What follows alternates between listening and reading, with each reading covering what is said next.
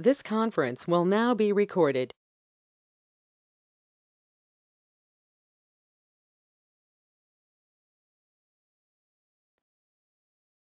Once again, good evening and good morning, guys. Thanks for joining. Very quick introduction about me. I'm Satish from Isha Training Solutions. I have close to 15 plus years of experience across various SDLC, right? Right from product development, product engineering, functional testing, performance testing, security testing.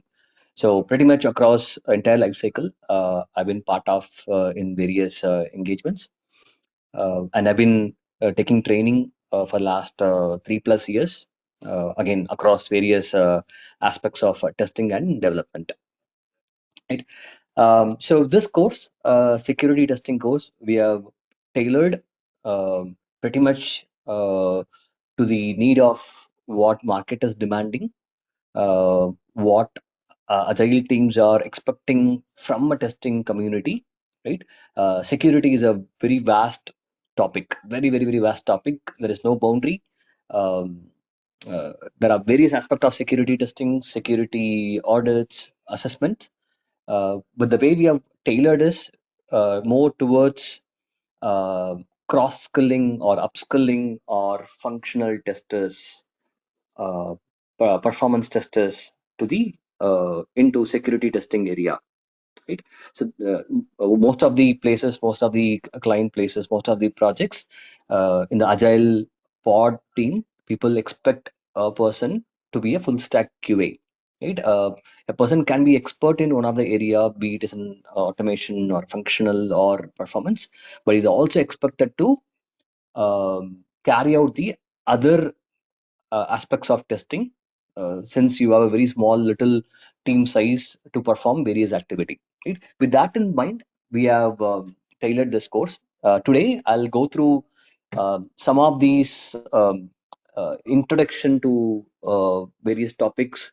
I'll go in something in deep dive on how a functional tester can do security testing even today without even you learn security testing.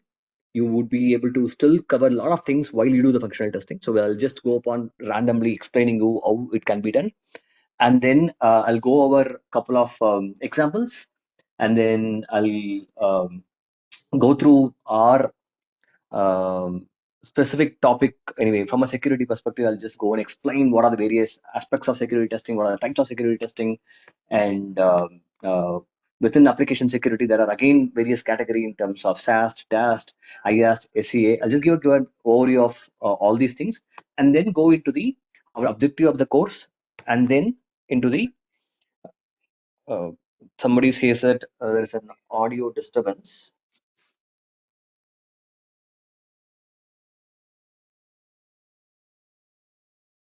Um, Others, anybody have audio disturbance? Please let me know. It is No, clear, it's sir, for clear. me. It's clear. Okay. Okay. Okay, thank you. Yeah, and then we'll go into the course content. I'll go explain what we are going to cover in this course on various topics, and then we'll wind up for today, right? Okay, fine. So I believe most of you have joined, are either already doing experience in functional testing or automation testing or performance testing, or maybe new to software itself, or maybe a very beginner to the security testing, right?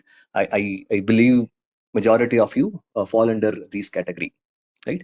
So which means most of you might aware of this, but still for others I'll just still go and spend a couple of minutes explaining you from a testing perspective. There are two broader areas, right? One is functional and another is your non-functional. Functional testing, it is more about, as you all know, making sure that whether the application is working as per the your requirement. It is as simple as that. You have 10 requirements. Whether the 10 requirements are after development, we are going to validate whether the 10 requirements are met or not. Right? That's all about your functional testing, validating your functionality against the requirements. And within functional testing, though you have multiple things like your integration testing or unit testing, system testing, acceptance testing, end of the day, at various aspect, at various level, you'll still be validating your functionality or your requirement, whether it is met or not. It can be at a very unit level, at a code level, or it can be at a module level, or it can be at a UI level, or it can be an integrated level, whatever it is. But the objective is to check whether the functionality is working or not against the your requirement, right? Um, when it comes to non-functional, as name says, it is non-functional. Apart from functional, functional is a mandatory one, right? Because that is why the developers are developing the application, and the testing team is going to validate the whether the functionality is working or not. Anything apart from this is non-functional, right?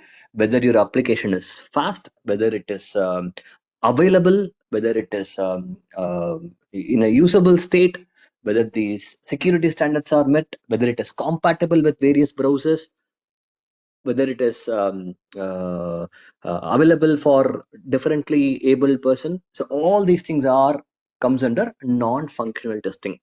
Though earlier we used to say that it is not a mandatory aspect. Nowadays, lot of compliances, lot of government regulations are there, which means even these non-functional testings are mandatory ones. We can nobody can go and skip the non-functional testing, saying that it is an optional one, right? Even though you are budget constraint or not, that's a different aspect, because it is not good to have. Nowadays it is more a regulatory compliance as well, right? So all these performance testing, security testing, usability testing, compatibility testing, all these things fall under non-functional testing, right? uh, Guys, hope my audio is clear and you don't have a problem, right? If anybody have a problem, please put a message or voice it out. I'll also probably uh, check my chat now and then, so that I don't uh, keep talking. If you have any problem, just let me know, guys. Okay, fine. So under this non-functional testing, um, yeah, thanks for the confirmation, Jay. Under the non-functional testing, you have a very bigger piece. Yes, performance testing is a very critical area, and equally or even more critical is your security testing, because say for example your application is slow, it is responding maybe 8 seconds, 9 seconds. Yes, it's a very bad poor experience. Your user might not be willing to stay in your app, they might move out, you might lose business, but still you can go and correct it. But from a security perspective, if there are breaches, if there are any attacks, once you expose your sensitive data, it is not only loss of business, you're going to answerable to lot of regulations, lot of government policies, right? So security is even more, I would say, number one when it comes to non-functional testing. Security is going to be at the top, even more critical than your performance, right? Fine. So quick summary: in functional, we are going to look for verifying the functionality, identifying the bugs, validating whether the user requirements are met or not. That is what in general we look into it from a functional perspective. From a performance, it is going to be speed, responsiveness, scalability, availability, and then identifying your bottlenecks, right? Performance bottlenecks.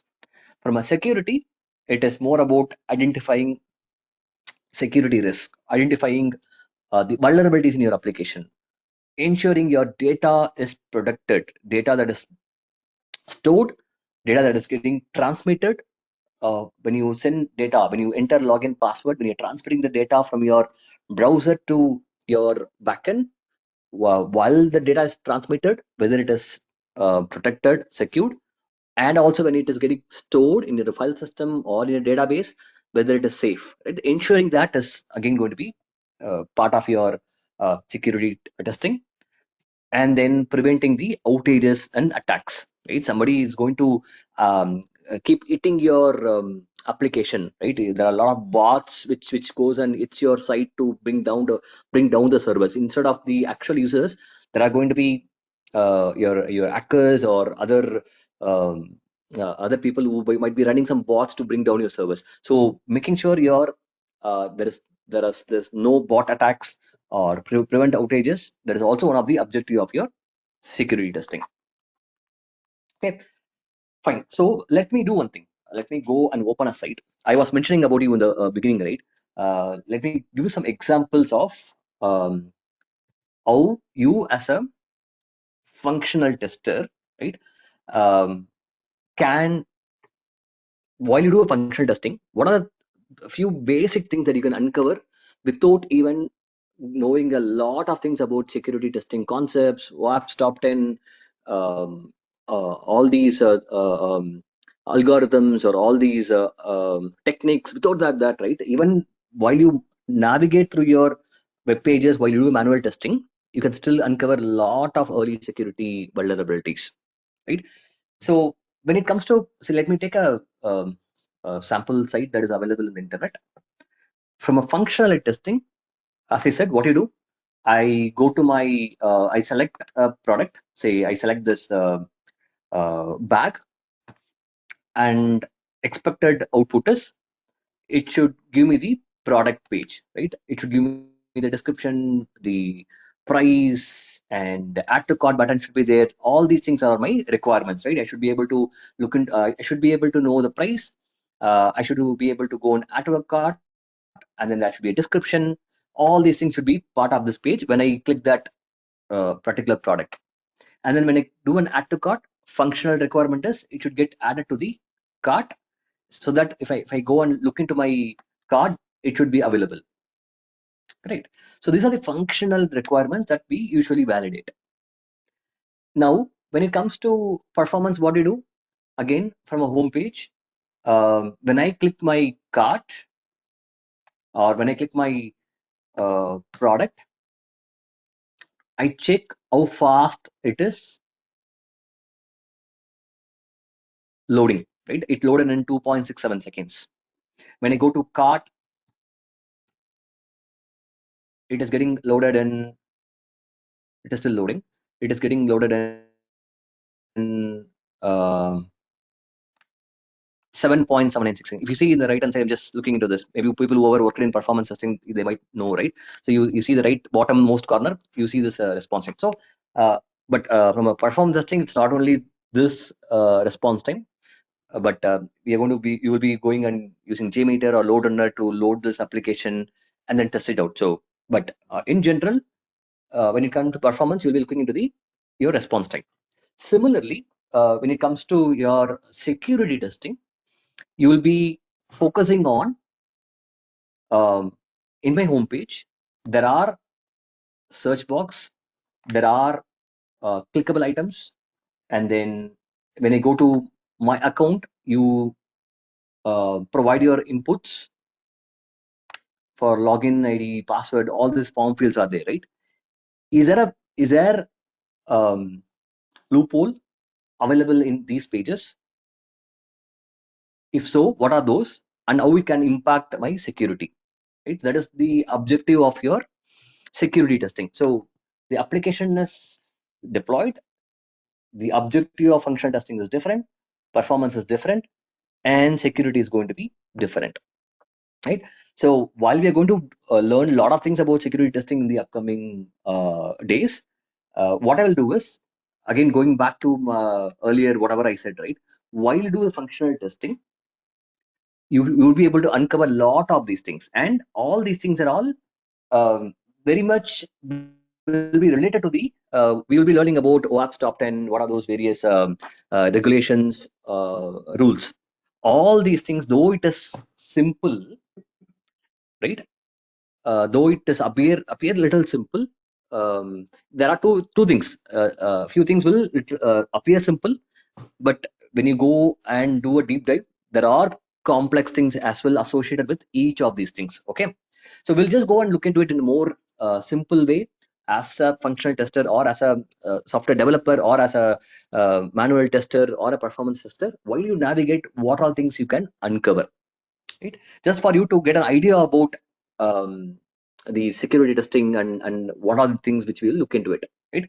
So these are the 10, 11 things which you can manually audit. Again, when I say manually audit, right, security testing is always going to be combination of your automation plus your automation tools plus your manual. Never it is going to be completely automation, because you need a um, uh, hacker kind of a mindset to go and explore and then find out problems, right? Yes, automation tools are there which is going to find out problems, automate certain things, lot of things in fact, but always manual assessment is going to be there by an SME who can uncover a lot of things on top of an automation tool which can do for your any application, right? So manual assessment are going to be there part of your projects plus your automation tools. Okay, so we'll just go over a couple of things. There are 10, 11 things which you can do it as a functional tester, but we'll go and look into a couple of things, right? First is your URL manipulation. Okay, so what it means is, when you navigate through the pages, your URLs are going to be visible in your top of your browser. Okay, ideally you should not be able to go and edit your URL params. You would be able to edit, in fact, because it is editable field, but when you edit and submit it again, typically application should not accept it. Okay, so that is called manipulation. You as an you can be a hacker, or you can be somebody trying to within an organization as well. You're working in an organization, you're trying to probably look into some other people's profile or some other people's information, you're trying to steal some information, right? That is something application should not allow through this URL manipulation. Let's go and take an example. Okay, I'm going to open a couple of applications which we might be using it throughout the course as well. Okay, um, this is our Isha Training Solutions sample website. Okay, um, and then I'll log in.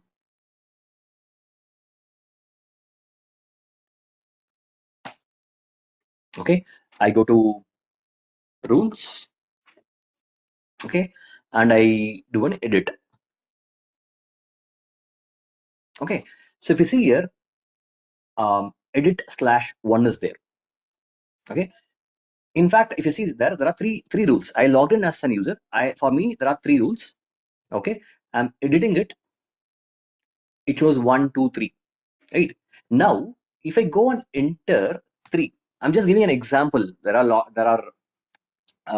is one of the example, but the same thing applies to whatever application you might be working on, wherever the URL is going to have a query param or a parameter, right?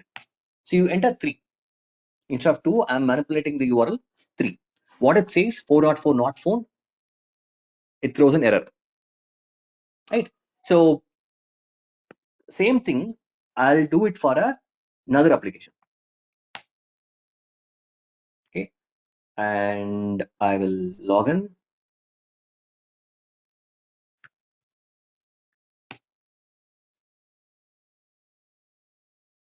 Okay, and then I'll go to the account details.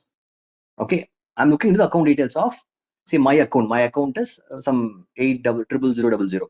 Now what I'll do is I'll go and try to steal data of maybe some other account. See, 8000 or 80003. If you see here, my account I have only two accounts. One is my corporate, another one is checking. But this 3, I don't know whose account is. I'm just trying to retrieve those information it gives me, right? Again, in a core banking, this is something will not be there, but this is more for you to understand what is URL manipulation, right? See, there are two type of applications. One is your customer facing application, like your banking, insurance, all these things. You might not see these kind of silly mistakes or very simple mistake which can be caught easily, right? You might not see it in these applications, but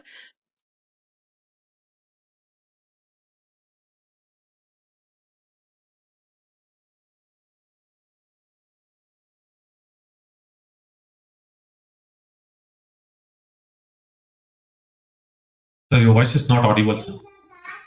um, but if you actually see it, even within organization, your data is important.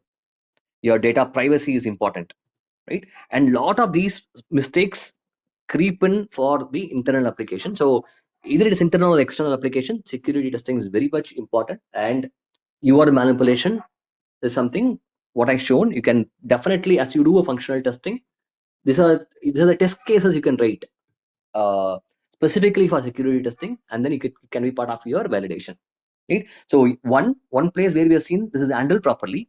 Here it is accepting when you manipulate the data. Okay. Okay. Second is, if you see this page, it good that it is handled it 404 not found. Okay.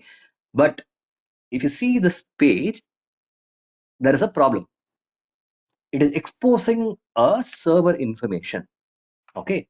One of my other validation is, since it is showing that error, I wanted to jump to this.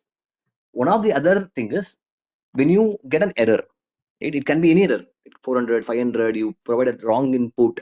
You do a lot of negative testing, right? As a functional tester, you do a lot of negative testing, boundary testing, right? In those cases, you expect server to say that something is not available, or it should gracefully throw an error. While it is throwing an error, it should not expose any server information, any sensitive information. Say it is here saying that NGNX 1.20.1, right?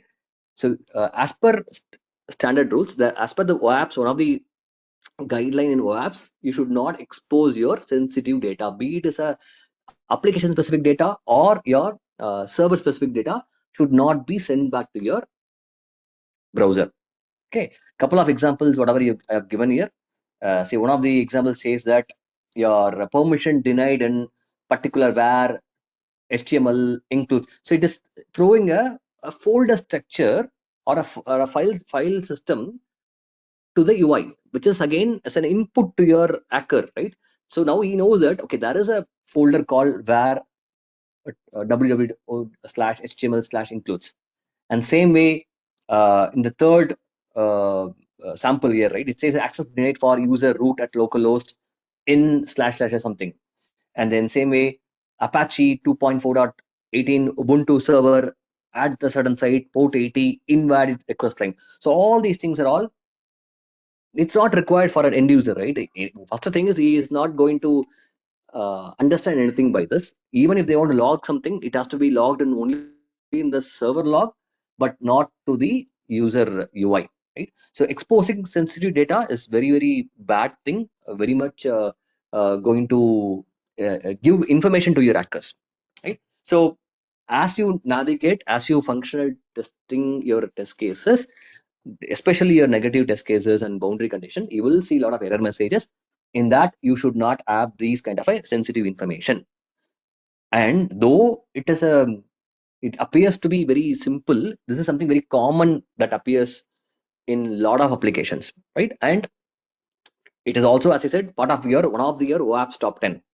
OAP's top 10, what is OAP's top 10? I'll tell you later. It is nothing but a security standards. There are top 10 common vulnerability that is identified by the your OAP's community. That's a governance community for security. They have defined top 10 vulnerability, and this falls under one of the vulnerability type. Okay. Yes. Going back. So this is second, right? So your manipulation, we have shown input validation. Another easy thing. In fact, input validation, you will be doing it as part of your functional testing already, where you will type in user ID password, and for a positive scenario, it says that user ID, it will log in, right? To log in, go to the home page. In case if it is a wrong user ID, a wrong password, you will say that the credentials given are wrong. First thing is, okay, from an input validation, There are two things. Input validation is one, and second is your authentication and authorization.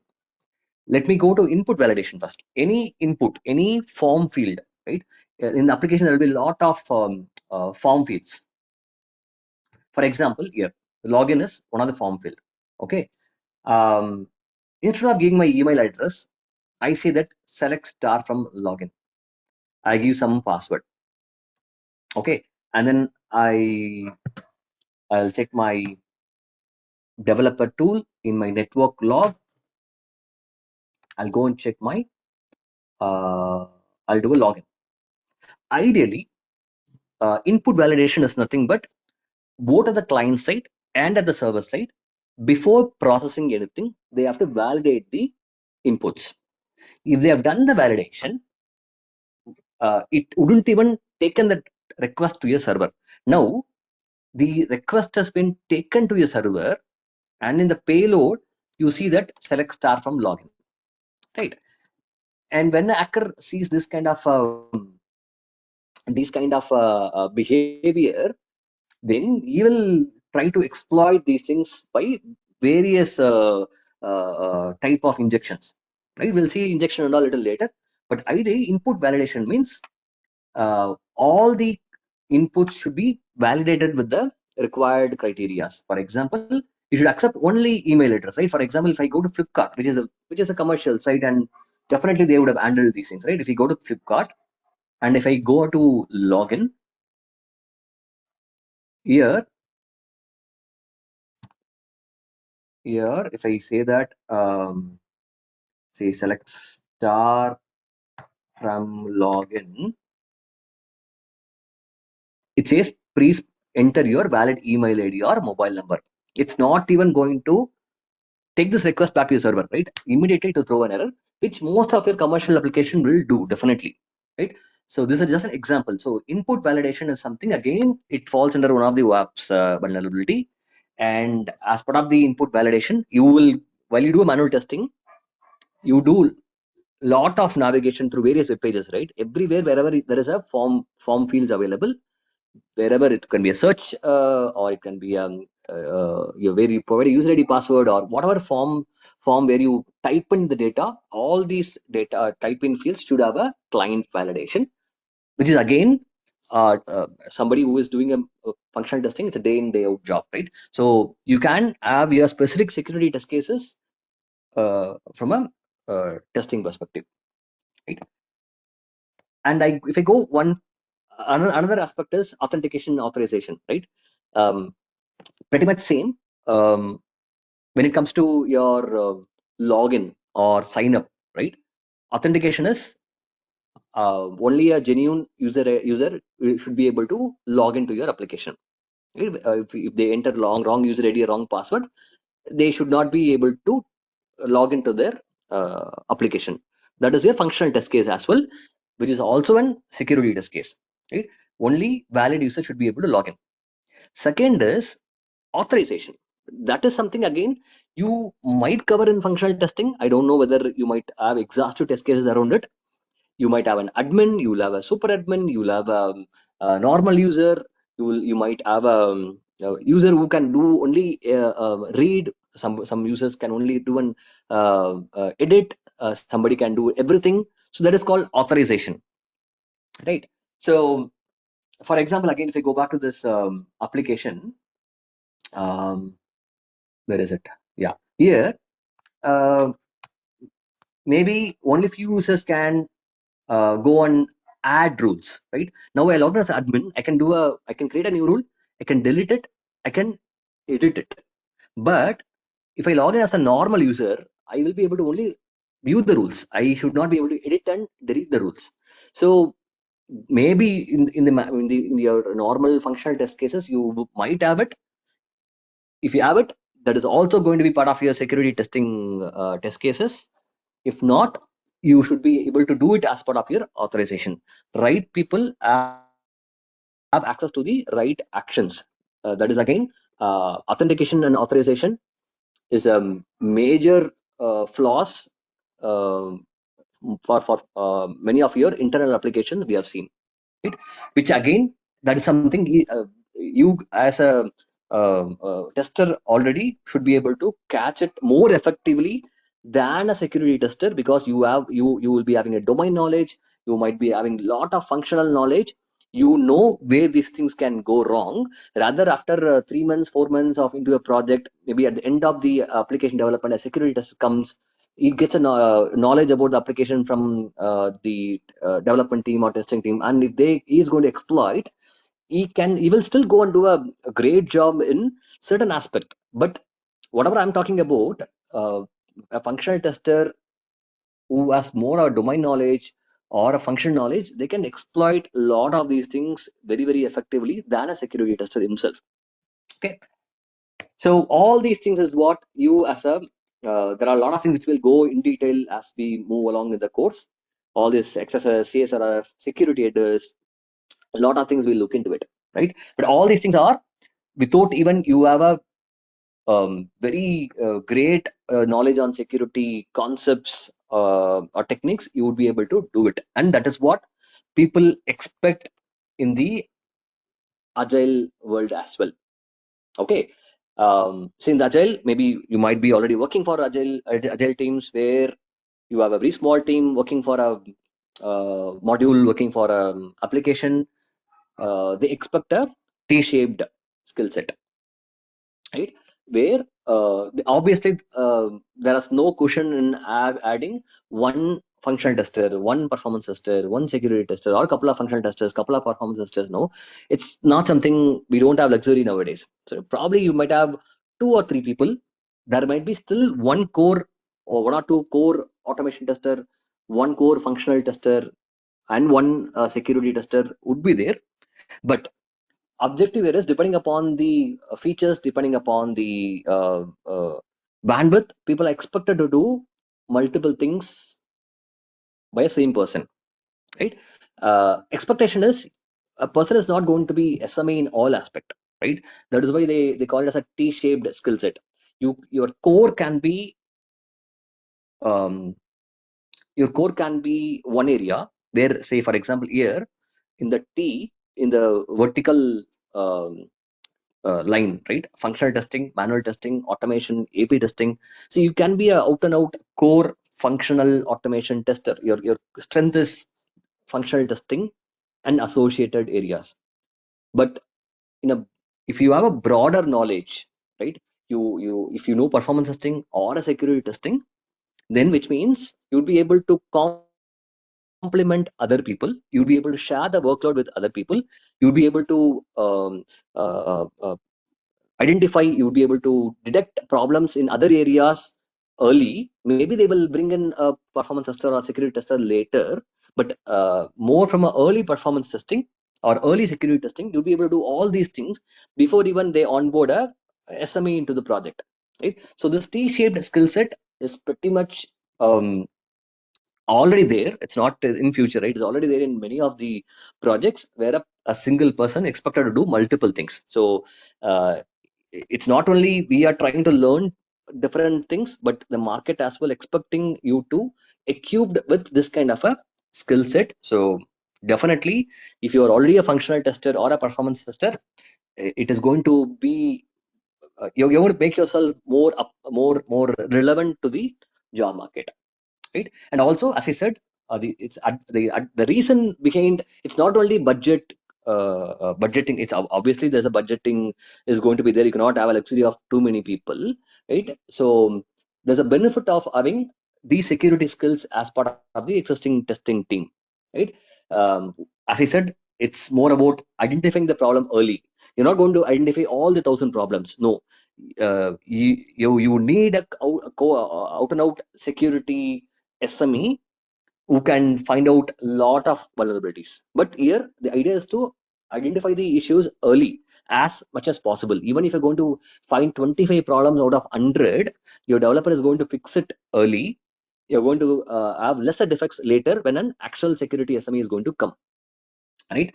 And you, as I said, you have a lot of knowledge about the system, domain, functional areas. So you'll be able to exploit a lot. You have a complete functional knowledge. You know where things can go wrong. So your holistic way of quality assurance is more than a security tester who might just come in without knowing about domain, without knowing about your application. They'll try to consider this as like any other application. So there's a lot more coverage you can bring in, rather than finding out more vulnerabilities. You can bring in a lot more coverage into your findings of security testing, right? So all these things are, again, I can go and talk about all these things, but in general, one is, in a pod, if you, as I said, if you're a functional tester, if you know security testing to a certain level, what we are going to learn in this course, you'll be able to definitely call yourself as a full stack QA, which is on demand in the market. That is a plus point from your perspective, right? We don't need to even go and understand why the agile team needs, what is the advantage for the application, what is the advantage of the project. That's another thing. There's a lot of advantage, but you as a person, you want to be a full stack QA. That is going to be more and more important for your career. So that is why we are here to learn and equip ourselves, right? Yeah. Now coming into, so all these things is more about for you to get understanding about how simple it is. You already into a testing, how quickly, how easily, how fast you can start learning security testing. I want to probably break that ice, so that if you think that security testing is something difficult, a different domain altogether, yes, it is different, but uh, that since we already know about functional domain, we can definitely do a lot of things in a security testing space. That is why I wanted to go and explain all these things more from an introduction perspective. Okay, now coming to security, right? It's a vast, as I said, it's a vast, there's a lot of things in security testing. You might have, if you have read magazines, if you have read the blogs, if you have spoken to a lot of people, or in your project, right, you might have come across all these terminologies: security audit, threat modeling, security scan, DAST, SAST, application security, pen testing, hacking, audit, cyber security, right? All these things are all, in a lot of things you hear from a lot of people. You you read all these things in various places, right? I'll try to assemble these things and give you a very, maybe a concise um, understanding of what it is.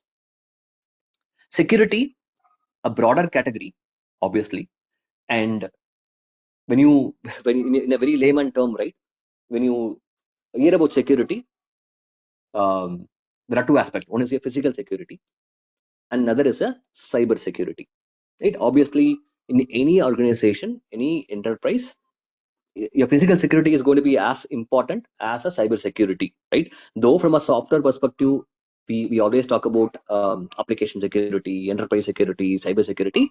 Physical security is something separate area, which we are not even going to talk about a lot, right? But in a broader way, there are physical security. Second is a cyber security. In both the places, the idea is to secure your environment, secure your assets, right?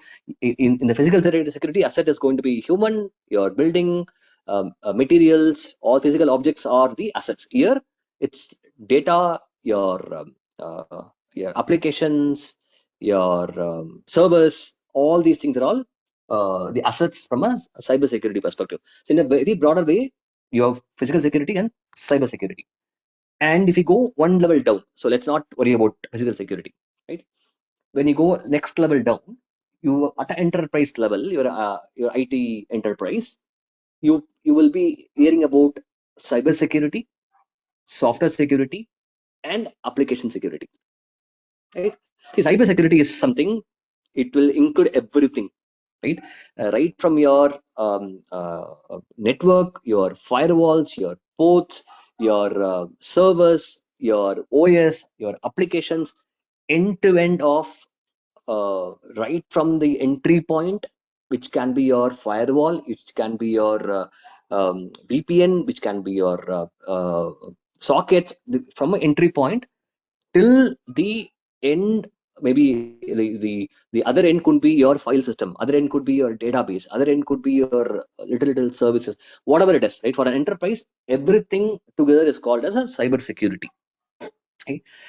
And when it comes to software security, see, application security, I think it is very straightforward, right? You have 20 applications, 30 applications in your enterprise. Every application, making sure that as an application, say for example, an Amazon.com, right? Amazon.com is your e-commerce application. Within Amazon, there might be having other applications to warehouse management or your order management. There might be n number of other applications, right? So every application, making sure that Amazon.com as an application, testing the your application at the application level is an application security. We'll go into that next level. Software security is maybe one level up, more towards your ensuring your all your PMs, your OS patches, your antivirus, or your access to your systems. So more at the software level, more at the not specific to your application, more specific in general, in general about your IT system itself. Right? That's a software security. Right? Cyber security will cover all your networks, your devices, your firewalls, your ports, everything together is a cyber security. One level down is your software security, and then third level is going to be your application security. Right? So cybersecurity and software security, again, it is a niche area. It needs a lot more, what to say, you have to be an out and out core cybersecurity expert to be working on that space, right? From our testing domain, we will be more focusing on your application security. What it means, within application security, there are multiple things application security team will do when it comes to testing, right? um, I have listed four. That can be even more, four or five, but it's a broader category, right? um, like like in a functional testing, right? You do unit testing, you do code coverage analysis using sonar cube, and then you might do black box testing, white box testing, integration testing, right? All these things are various flavors of your application functional testing. Similarly here, um, when the code is getting developed, right, at the code level, you can find out a lot of vulnerabilities. In fact, if somebody of you have used sonar cube itself, sonar cube, though it is a test coverage tool or a code quality tool, it can also give you find out code level vulnerabilities. Okay, that is nothing but a SAST. Okay, SAST or static application security is nothing but identifying vulnerabilities at the code level itself, more of a white box. Okay, so SAST code level, so which means it is more of a developer assistance tool, or I would say, see, we never, as a performance tester or a functional tester, right, we'll never go into the code level most of the time. It might not even be available for us to go and do auditing, right? So will not go deep dive into SAST area, but I'll probably try to explain SAST. What are some of the? I will also use some of the projects in Eclipse to show you some of the code snippets, show you what are those issues. But SAST is something, yeah, more of a white box, so will not go into there in deep dive. SAST is one area. Second is your SCA, right? Your component analysis. See, for an application, there can be n number of open source library that any team is going to use it. Right? Lot of libraries, lot of JavaScript libraries, lot of npm packages, lot of Maven dependencies in Java, right? And all these things are all downloaded or imported from a open source community. So we have to make sure that those components are having any security issues or not. So we develop our own code, we do a static application testing, and then we'll see whether the vulnerabilities are there or not. But there are a lot of libraries, lot of code that we downloaded from the internet, right? That is going to be part of, even to do a database connection, you will import a jar file which will actually establish these connections, right? So a lot of libraries dependencies we downloaded from the open source community. All these things, all the components, right? And also your databases like your MongoDB or Elasticsearch all the software assets which you download, part of your architecture, everything has to be validated whether whatever versions you're using, your Oracle versions, your Java versions, your Angular versions, your React versions, your MongoDB versions, everything, whether they are up to date, right? So that is again one more very important aspect of your validation, whether these versions have any known vulnerabilities. If there are any known vulnerabilities, the hackers will be able to exploit those and enter your system, right? So SCA is another important aspect of your application security testing. The DAST, or you call as dynamic security testing, is here where you launch your URL, you navigate through the pages, and then exploit and then identify vulnerabilities like an end user, right? See, the SAS and SCA are more of a white box, right? You get a code, you get into the libraries, and then find out vulnerabilities. DAST is like a black box. You as an end user, you navigate, you type in the URL, you log in, you go to various pages, and then exploit and see what are various loopholes, what are various vulnerabilities are there in each of the pages. DAST is a complete black box. There is one more that came to a market very recently, maybe last 3 to 4 years, right? Your interactive security testing. Okay, it is combination of DAST, SAST, I would say. People who are there, maybe who have worked in performance, they know to get a performance diagnostic data, we will go and install agents like Dynatrace, AppDynamics agents in your server, which will give a lot of diagnostic data saying that your method is taking 5 seconds, your this particular query is taking this many seconds. Similarly, here as well, there is going to be an agent that will get installed in your server. Okay, and you navigate like you do it in a DAST, you manually navigate, and the tools like Dynatrace, or there are other tools in the market which can actually do this analysis in the background using that agent. So you navigate as an end user, your agent is going to be installed in your server. As you navigate, agent is going to collect a lot of statistics, lot of information related to the security, and it is going to give you the details saying that this particular transaction, say login,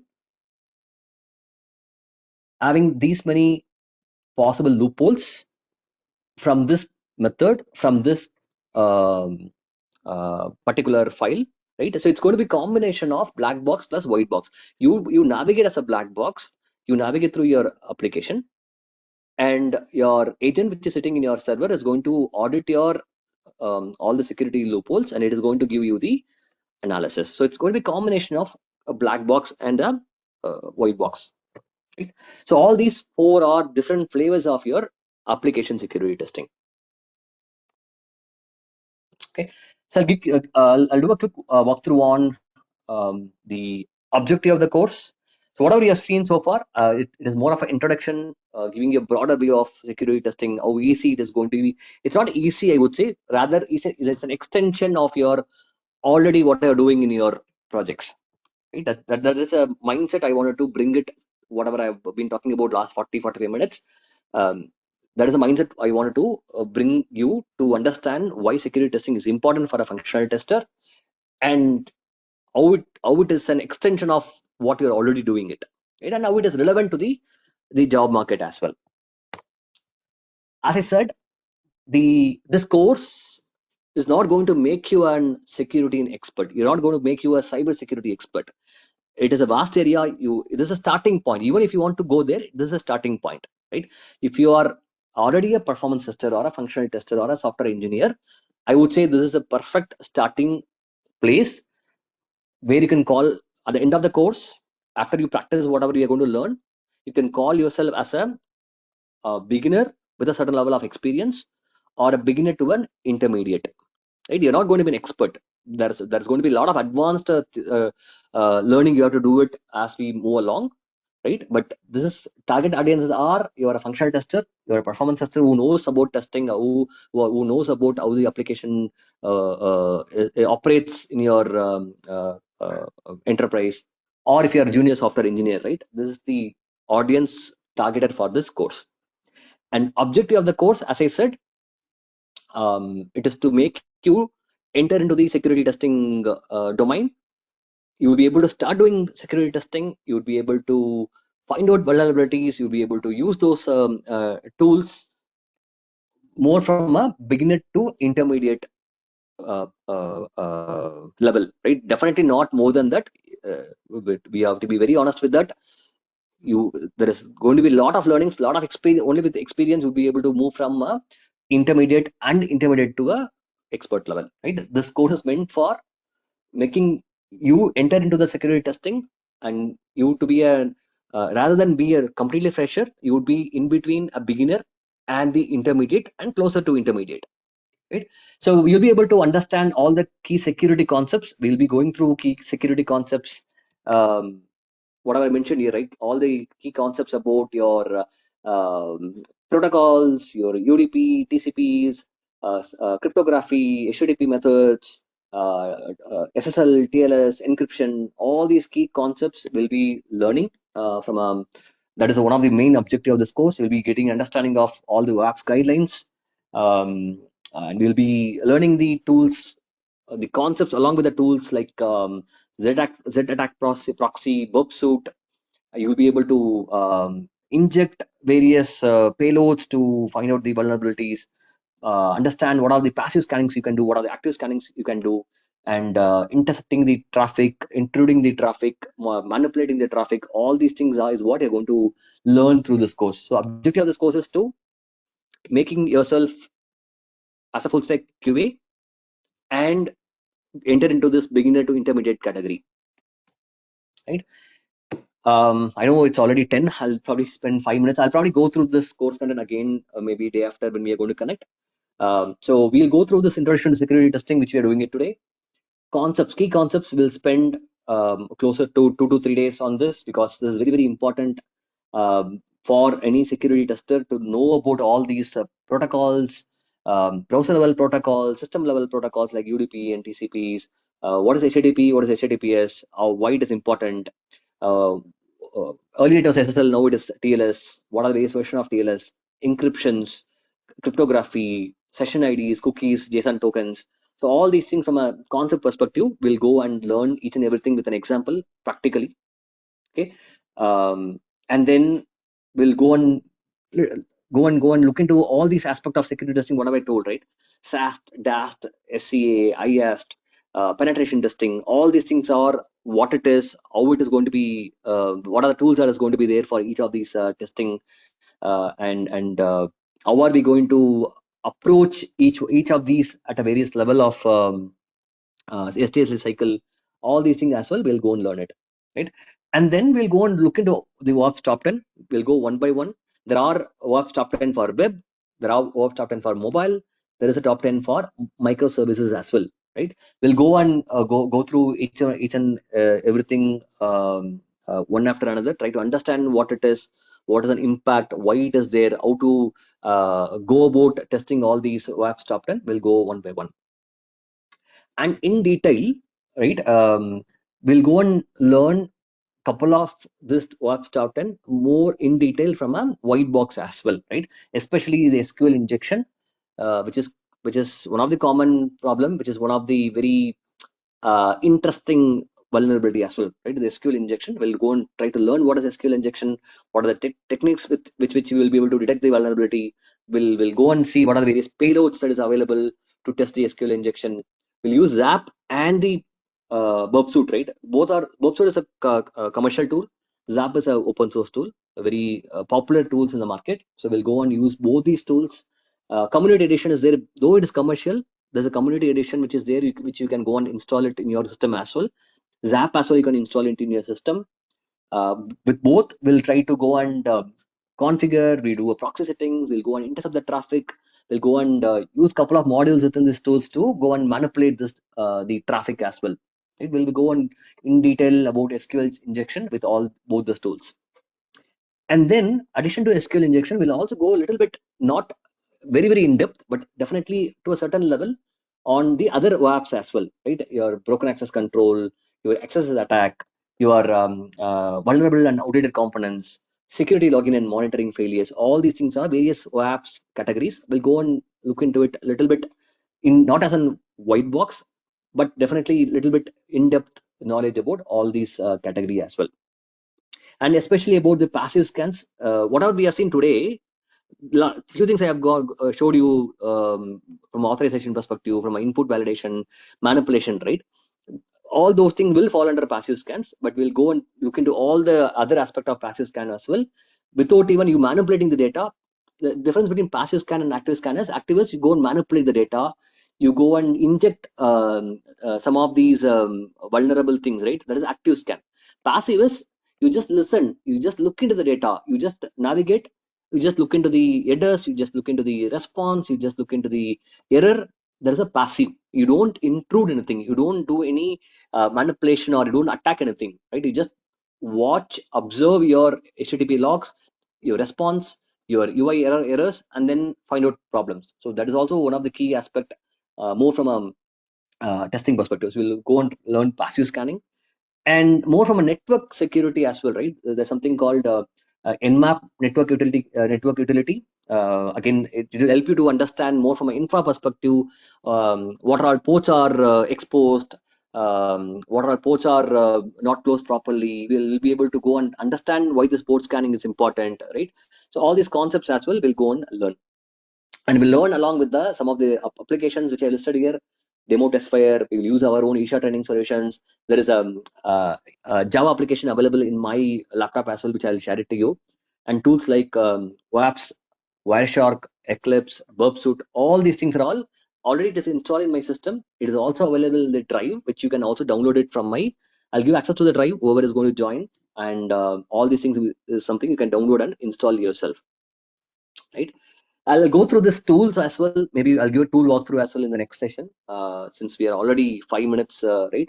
I'll just stop it here, right? If you have any questions, you can put it in the chat, or probably you can post that message offline as well to the WhatsApp group. I can answer it today, tomorrow. And for any other enrollment related questions, you can reach out to Kumar sir or admins of this WhatsApp group.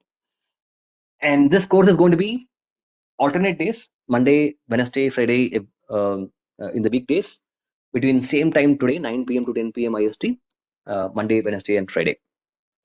Okay, so I'll take a pass, guys. If you have any questions, yeah, please go ahead. Hi. Just want to know how, like, what all tools we are going to use in this security testing.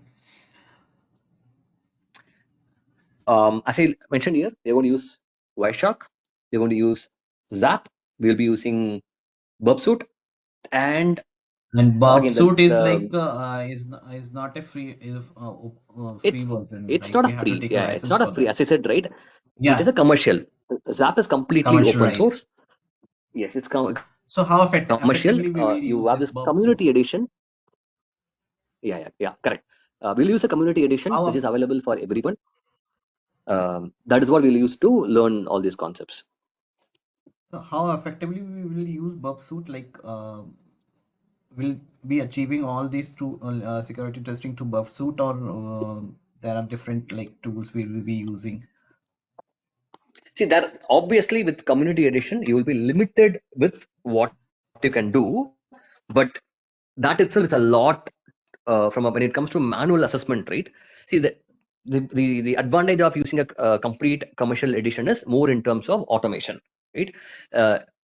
It is going to auto crawl, it is going to auto inject the payloads, it is going to do a lot of things by itself.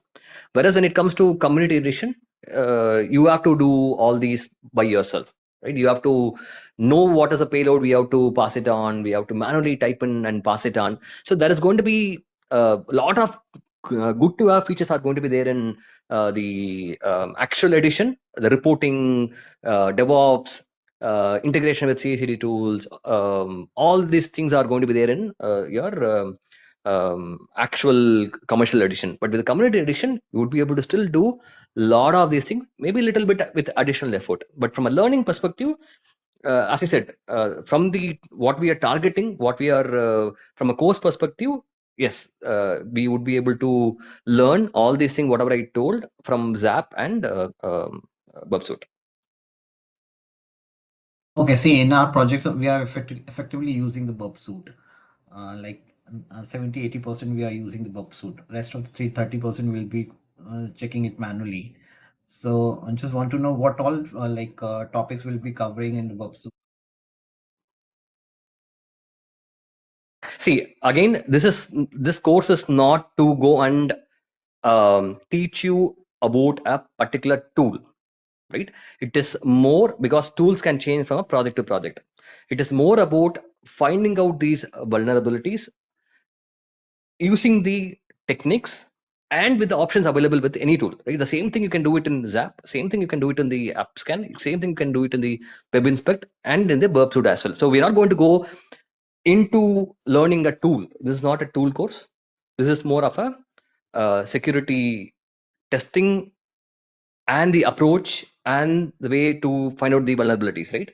So will that's why I said with open source options and with the community edition of burpsuit, we will go and explain, we'll go and learn all the SQL injections, whatever I told in the course content.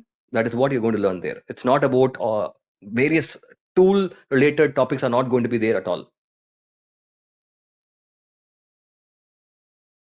See, I said a lot of things can be done, a lot of things can be covered. This is tailored for a specific target, right? See, in case if you are already doing security testing, already into security testing projects, and you have been doing that, right? This might not be even applicable for you. You can probably reach out to me tomorrow. We can discuss, right? It depends upon level you are. If you're already doing all these things, I don't think it is going to be relevant for you. Yeah, fine. Yeah, yeah. Yeah, hi sir, Yeah, this is hi. Prithvi. Yeah, please go ahead, go ahead. Yeah, okay. So as you told, it is a beginner to intermediate level, sir. So if I can work when I go to the real time, right? I can work in security testing, right? Like how much years of experience can I put it? Like 2 to 3 years, or how can I put it, sir? Okay. See, I don't want to probably talk about that in the public forum. You can just ping me. We'll discuss about it. But answer is yes, definitely yes. But I want to understand your what are you doing currently and what is your overall experience. Depending upon that, I can advise you or I can suggest you.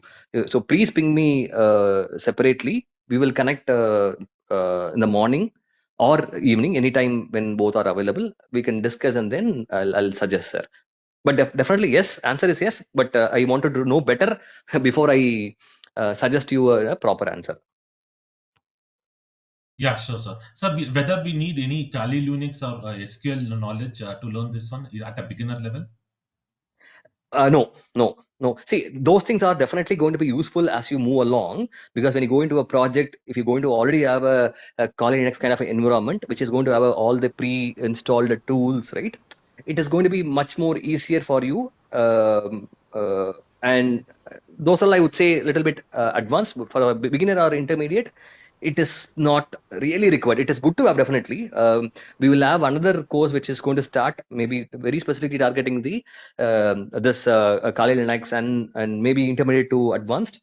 But here it is not required. For you as a beginner, it is not required. Okay, sir. Thank you. Sir, is there your number is there in the WhatsApp group? Yes. I'll ping you. I'll ping you after the session is completed. I'll ping in that group itself. Okay, yeah. Thank you. Yeah. Hi, Satish. Good evening. Uh, Yeah. Good evening. I have 5+ years of experience in performance testing. Like the whatever you said is exactly matches with my interest. Like to start with the security, I have a little bit of experience in SQL injection, AP injection, but that is very negligible. It is only 1 or 2%. So, do you have any of security lifecycle? And do we have any as part of the as we do in performance? Do we gather any basic documents like requirement gathering or non-functional requirements as part of performance? Yeah. Yeah. Circuit testing. Um, yes. See, from SDLC perspective, Okay, when you talk about requirements, right? So for a performance testing, you would need the application knowledge. You would need the definitely a server architecture as well, so that you can monitor. Similarly, here as well, you would need your uh, depending upon what level of your involvement. If it is going to be a complete SDLC, then you would definitely need to know at a project level, at a code level, all your modules. You would be able to get it from your developer if you're involved in a SAST kind of analysis. Or if it is going to be a complete black box, then application knowledge or all your functional application knowledge, right? That is required, because as a security tester, see, maybe performance tester will not even cover everything, right? We will cover only 20%. But security Correct. testing, you have to cover all the functionalities, right? So you should get the application knowledge. And second, again, more from an infrastructure perspective, and then more about your server deployment, right? How the servers are deployed, what are the different components, how each components are going to interact, how your APIs are going to get called from your upstream. So this server topology is also required. So from a requirement perspective, um, whether it is going to be an internal application or an external application, who is the end users, all these things are all important while you try to test your various security aspects. So yes, a non-functional requirement is required in terms of understanding who are the end users, whether it is internal or external, whether how are these APIs are going to get accessed. Is it going to be only within your one application, or how many application it is getting consumed? All the complete functional knowledge, all these things are going to be part of your requirement gathering. Yeah, And then sorry. Yeah. Mhm. Please, sorry. Please continue. No, what I was trying to say is, and then from a SDLC perspective, SAST, DAST, and then SCA analysis, all these things you will do it maybe one time. You will do a exhaustive one, and as you move along, it is going to get automated as well, right? For every release, like your performance regression, you will also have your DAST running for every release, SAST running for every probably code commit, right? So in your pipeline, SAST is going to run for every commits. DAST, you might be running it for every not for every build, maybe for every major build, or maybe once in at the end of the sprint, you will be running your DAST. So that's how it is going to work in a SDLC. And so I got it. And lastly, how many days the course will be? Okay, this course is around 10 to 12 days.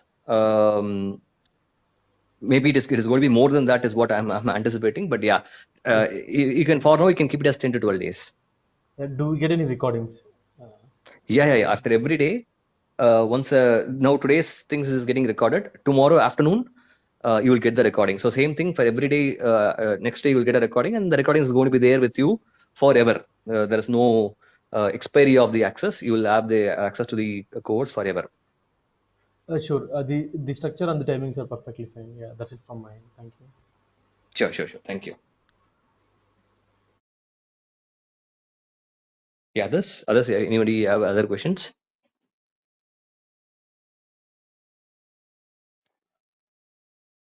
Okay, guys. So feel free to probably send me a message in WhatsApp if you have any questions, any clarifications. We can discuss today, tomorrow as well.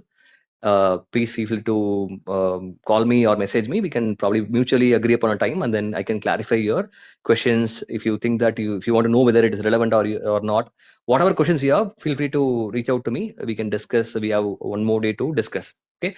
If anybody wanted to go ahead with the enrollment, you can reach out to Kumar sir regarding the fees and other things. He will be able to help out. Okay. Thanks, guys. We'll meet on Wednesday. Jay, I couldn't able to hear you. Um, your messaging I could see, but I couldn't able to hear you. You can type in the message, or probably you can WhatsApp me as well in the group, Jay.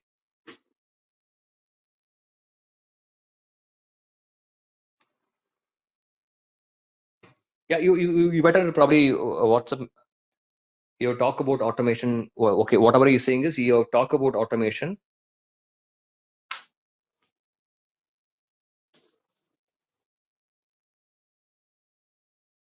No, automation, we are not. See, automation, there are two aspects of automation, Jay.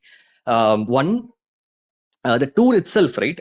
Um, when you talk about Zap or Burp Suite, you give the URL, you provide your the entry credentials, entry into the system. It can crawl and it can find out vulnerabilities in one way. That is also an automation, right? Second level of automation is in a lot of projects what they do is they have the Selenium kind of scripts, right, which can actually navigate your UI in an automated way.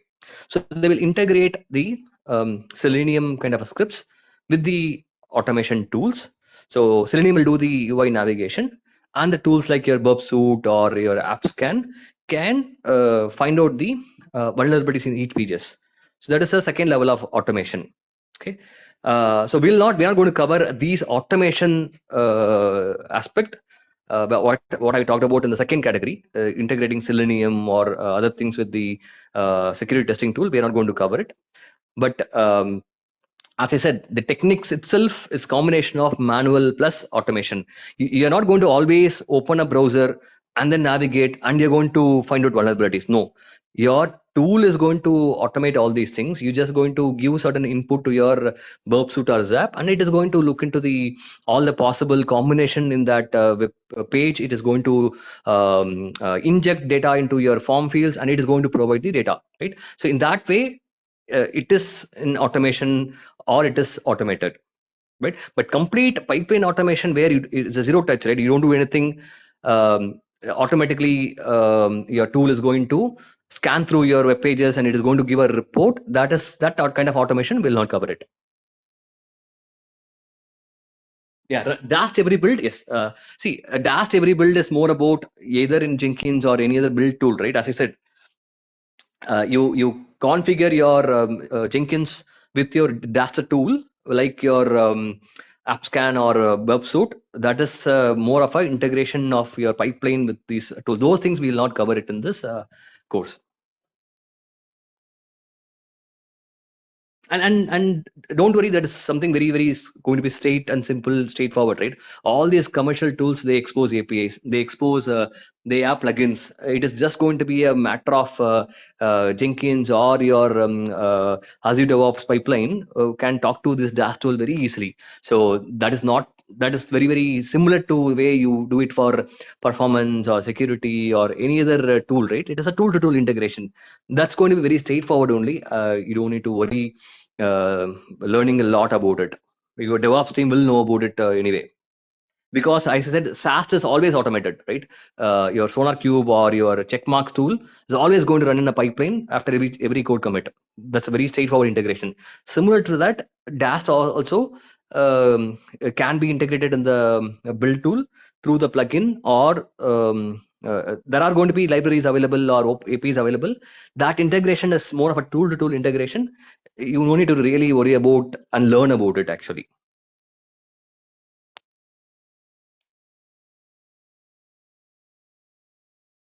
Okay, yeah. Thanks, guys. Thanks for joining. Thanks for spending time today. We'll meet again on Wednesday. You can drop me a message. We can discuss offline. If you have any questions, you can also reach out to Kumar sir. Yeah. Thanks a lot, guys. Thanks for your questions.